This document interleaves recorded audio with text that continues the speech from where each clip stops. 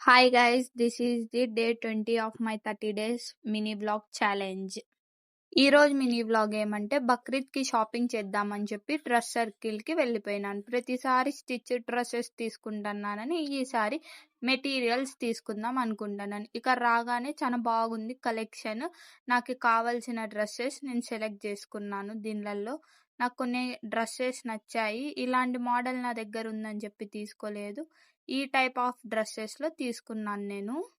Dresses select చేసుకొని bill ఏపిచ్చుకుందామని ఎళ్ళిపోతున్నాను. అక్కడ బొమ్మకేసింటే తీసుకొని మనం షో ఆఫ్ చేస్తున్నాము. నెక్స్ట్ వచ్చేసి నేను బిల్ వేపిచ్చుకొని ఇంటికి రిటర్న్ అయిపోతున్నాను.